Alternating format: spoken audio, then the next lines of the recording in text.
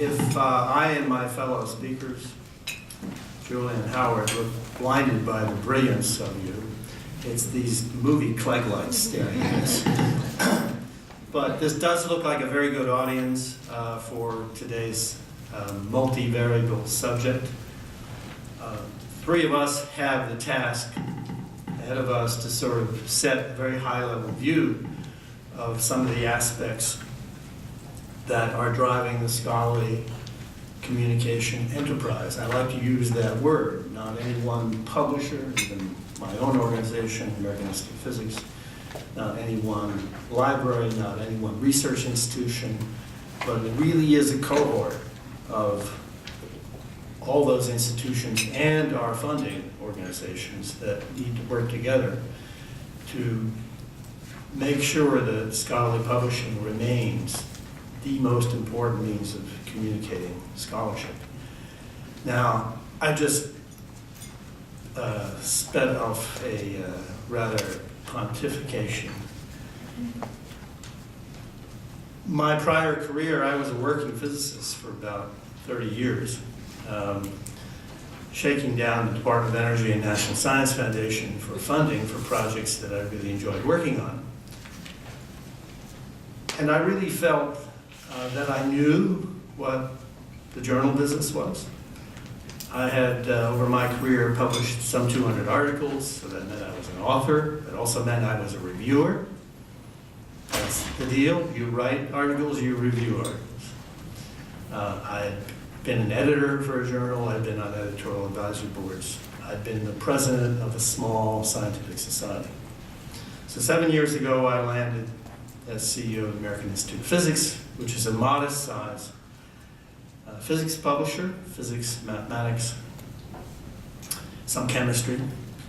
We publish about 20,000 articles a year. We've been around for 80-some years. We were an early adapter of the web. Remember, physicists invented the web, in case you forgot that. Our first journals went online in 1994. That was the year of the first commercial web browser. But I didn't know publishing. And I want to describe a few of the things that I've learned in my 7 years and why I felt it was very important to sort of reestablish communications between publishers, librarians, and funders over the issue of public access so that we hurt none of those enterprises.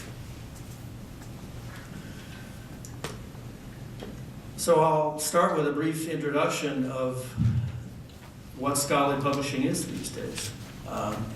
I learn something every time I do a talk like this. It really is an amazing enterprise. And then I'll set the context of the discussion over the last decade or so, largely in this country, because I'm most familiar with the public access discussion in the US. And of course, a very seminal event happened just a year ago when the President's Science Advisor Office of Science Technology Policy, released a memo, a directive to all the federal agencies that fund research that they need to have public access policies in place. And that'll set the stage for my colleagues. Howard Ratner will talk about Chorus project, and Julia will talk about the SHARE project, and they will both mention how they both are very complementary.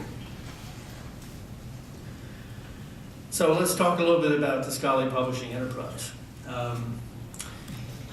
It dates back to before when the word science existed. Science was done by natural philosophers that were basically funded by a patron, usually a king. The first journal was, as you very well know, the Royal Society Journal. And that enterprise has endured for 3.5 centuries. And it has changed surprisingly little in those 3.5 centuries, despite exponential growth in the research enterprise. And then you look at the last 20 years and you have to say, well, there were lots of changes driven by a primary change in dissemination technology, from picking up a journal in print to looking at it in any of the devices that are sitting on your table. And of course, the web culture, the internet culture, has put in place a feeling, certainly among people much younger than me, if it's on the web, it must be free. Even though if you compare the enterprise of scholarly publishing to other forms of intellectual property, scholarly journals are on the web long before other forms of IP, and basically have evolved business models that have worked, and they're continually evolving. You can't say the same for newspapers, you can't say the same for movies or music, and it looks like the trade book publishing business just discovered ebooks about 3 years ago. So the first journal, as you know, Proceedings of the Royal Society, it was a project that Henry Oldenburg, an entrepreneur, presented to the president of the Royal Society, and they basically made a deal. Said, Royal Society president told Mr. Oldenburg, okay, you can publish this thing called a journal, but you have to give a free copy to every member of the Royal Society, and then you can distribute it elsewhere under subscriptions. And if you make any money beyond the subscriptions to our members, you can pocket the difference. Like most entrepreneurial enterprises, this one didn't do very well. He didn't make any money, but at least established the journal as what still remains the primary means of scientific communication. You look to the right there, and there's a copy of PLOS, and really a very amazing story of a new journal enterprise. PLOS One, as you very well know, is now the largest journal in the world. So if we look at what's changed from Mr. Oldenburg's time to now, it's surprisingly little. Okay? A scholarly journal, the ones that count, are still peer-reviewed. 1665, it was print format. 20 years ago, our first online journals were just digital copies of the print format. But of course, the online format allows many things to be enriched, like you can get rid of length limits, you can add supplementary material, you can richly tag it, which has made the online format the version of record. Despite the appearance of occasional print copies, authors still seem to like to have reprints, and if they get a cover issue, they like to get the cover. There are a few things that are keeping print around. The primary problem 3.5 centuries ago was distribution. The primary problem now is, I would say, is not access to the journal literature, is discovery. There is so much being published. How does a researcher find the content that they want? You look at the basic structure, and a journal still has this volume, issue, article layout. In print, it was linear, but online, it can be enriched, as I mentioned. There were references. There's still references, but thanks to Crossref, there's this rich interoperability between a reference in one journal and the journal that that reference refers to. A primary mode of libraries, long before the existence of journal, was archiving. They still do that, but we're still debating and evolving what the archival version of a digital object means, and it's in fact unique collaborations between the library and publishing community that have generated organizations like Clocks and Portico that are our present means of archiving digital journals. The original business model was simple: one entrepreneur with subscriptions. That business model is still there, but it is, of course, enriched with a variety of additional business models. Now, if you look at scholarly publishing today, I don't think anybody can tell you how many scholarly publishers there are. The SDM Association does a report every 2 years of the enterprise, and two authors, Mark Ware and Michael Mabe, try to do their best. There's at least 5,000 scholarly publishers. 4,400 of them are members of Crossref, and I think any scholarly publisher that wants to have their content discovered is a member of Crossref. But there's a very long tail. It's often characterized as a business that's dominated by, it's almost monopolistic, but the largest scholarly publisher is only 20% of the business, far from a monopoly, but a very long tail of small publishers. These 5,000 publishers in 2012 published almost 2 million articles in 28,000 different titles in the English language. So it really is an amazing enterprise that has grown up over those last 3.5 centuries. And I don't have 3.5 centuries of data here, but some of you have seen Michael Mabe's curve where he plots the number of titles since Mr. Oldberg's journal. And if you look at that plot over those 3.5 centuries, the number of titles have basically grown about 3-4% per annum over those 3.5 centuries, averaging over wars and famines and recessions.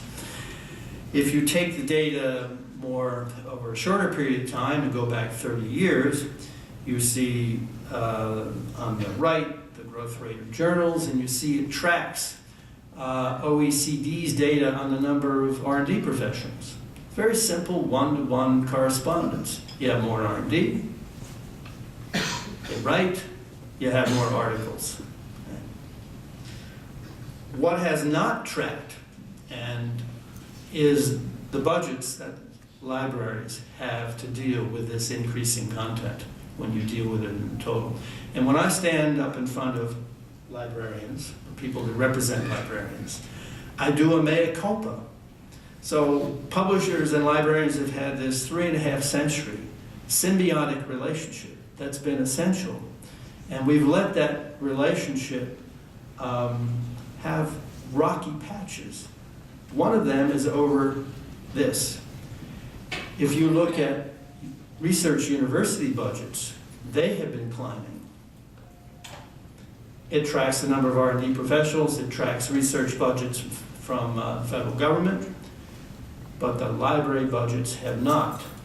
And publishers have not helped librarians make that case with their research administration. And whenever I'm in front of anyone, I do a mea culpa and say, we publishers need to do a better job in helping librarians with that problem. The second issue that has, I think, gotten in the way of a symbiotic relationship with publishers and librarians is the issue of open access. Now, everyone involved with publishing, whether you're the funder of the research, the author, a research administrator, a librarian, is for access. That's the whole point of writing and publishing an article. You want it to be found. Okay? And certainly there are emotional issues attached with access. And you hear things say, well, the government funded the research for the transparency, the results ought to be made public. Yes, that's true. But the federal government paid for the research. It did not pay for the added value of the form of the article from its raw format when it goes to a publisher through the peer review process to be put on the web and formatted and tagged and archived forever. And there are 2 nice studies coming out of England that show across a large group of publishers, nonprofit and for-profit, that costs about $1,000 to $4,000 an article, depending on type of article. And somebody has to pay for that. Either the author up front or a proxy, like an institution paying the author's fee, or the subscription, which is a proxy for wide readership, or some combination of the two. So open access, I'm probably boring you. You know what open access is. It's basically, you can see an article for free on the web. And you can usually do whatever you want with it. It certainly is desirable for all parties to have that content crawled for indexing because that helps with discoverability. And I don't know a publisher that doesn't allow their content to be crawled and indexed for a variety of indexing services. Number one being organizations like Google.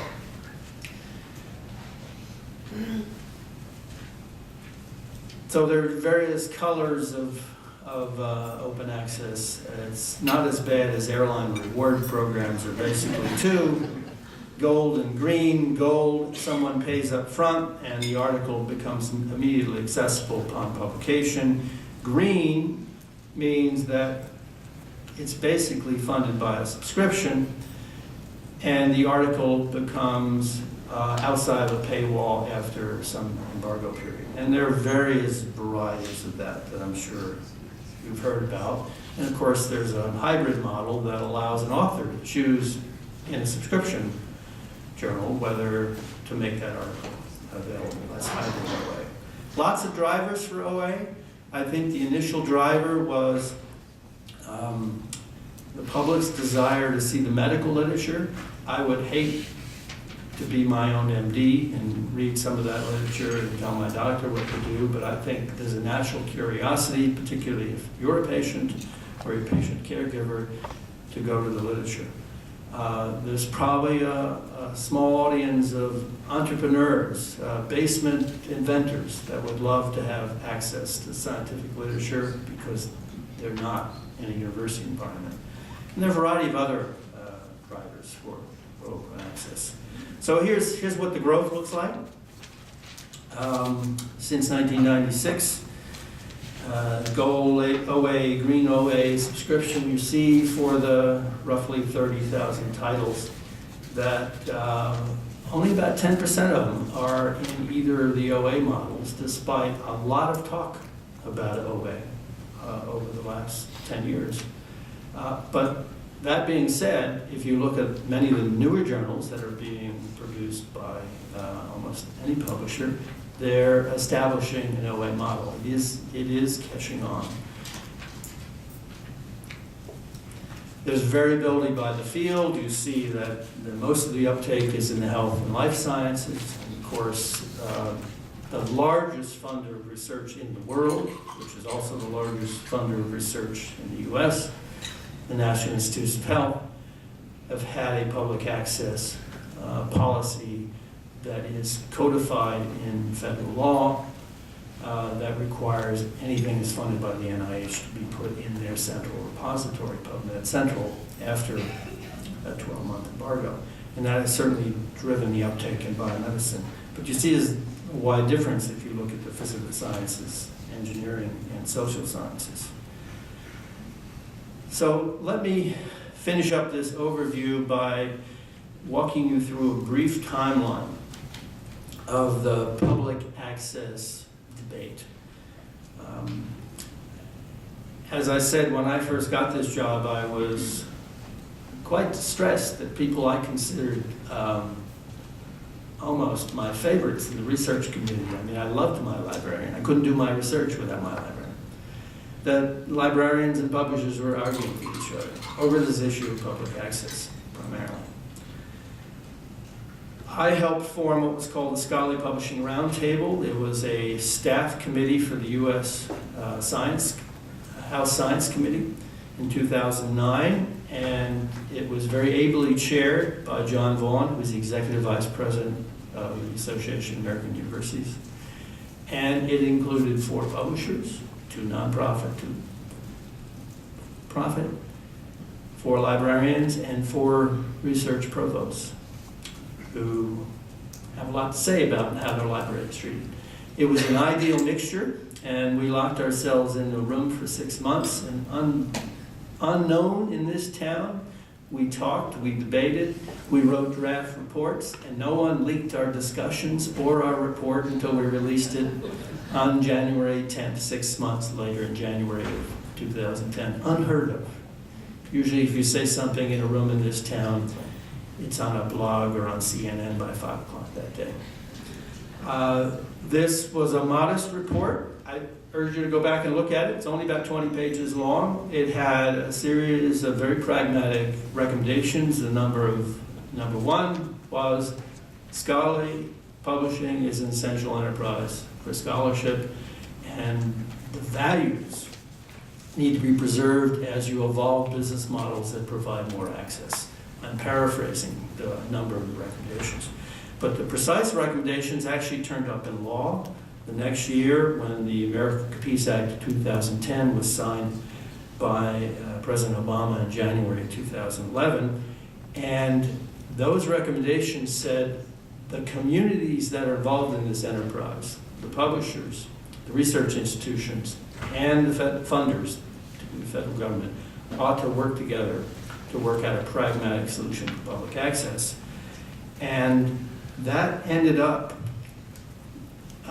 largely being codified into the memo that John Holden, President's Science Advisor, sent to all the federal agencies last February. In between, there's some interesting activities coming out of Europe, particularly the UK, the so-called Finch Report, which was a mixture of gold and green solutions. And underlying any solution to public access was answering a very fundamental question. So what articles are we talking about? What articles resulted from funding from the US government? And a year ago, Crossref launched a new project. It's now well on its way. It's called FundRef. Howard will mention it. It's important for both Chorus and Share. Publishers can actually solve that problem the easiest because we have the attention of the author when it most matters. When they're hovering over their terminal about to hit the send button to the publisher, you have their rapt attention. And at that point, you want to capture the funding information. And that can subsequently be used for any public access solution. When the OSTP memo came out last February, the NIH, of course, has had more than 5 years' experience with PubMed Central. They offered to the other agencies just to extend PubMed Central to the other agencies in sort of the Fed Central model. And you'll hear from Howard Ratner just after me what publishers proposed, a project called Chorus, which is in a pilot stage. And you'll hear from Julia, who will talk about the SHARE project that has been put together by a consortium of universities and libraries. And they are not either or projects. They're very complementary, and as you'll hear from both of these speakers, there are things the two projects are working on together. I'll end up and just remind you what was in the memo. You should go read it. It's only 6 pages. It took about a year to write. We expected it a year earlier. It's highly nuanced language, but it basically asks every federal agency that has more than $100 million of research funding to develop a public access policy for all results of research reports, scholarly publications, and data. And with respect to publications, provide access to a free text version. It was made very clear to the agencies that this memo was sent that there was no new money for the development and implementation of this policy. It had to be done under existing funds. And they encouraged collaboration with the private sector, in particular the university community and the publishing community, so that you could leverage existing resources like Crossref, like FundRef, like ORCID. You'll hear more about those. All the agencies had to submit their plans by last August, 6 months after the memo came out. Very few of the agencies made that deadline. Their plans are actually not yet public. The plans were submitted by every agency, we think, by the end of 2013. They were reviewed by OSTP, and they were turned back in a sequential manner to the agencies with comments. And the agencies are due to turn in revised reports, we think, sometime in May and June. Will the agencies then make their public access plans public? Don't know. Several agencies have discussed in meetings like this what their plans are at a very high level, but this is the inner workings of government. Sometimes you don't want to see the sausage being made until it's ready for the market. So what happens next? Per the plan, OSTP urged the agencies to work with all stakeholders to fully develop their plan and implement their plan. My best guess is that these plans will be made public in some way, maybe at a high level, sometime over the next year, and they'll be implemented sometime in 2015. That allows plenty of continued discussions with both the share and the chorus projects.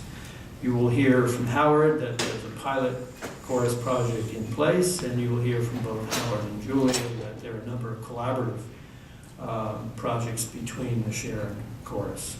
And we both, all of us, feel that these are model partnerships where the federal agencies can save resources by taking advantage of the infrastructure that already exists in the publishing and library community and save their funds for research.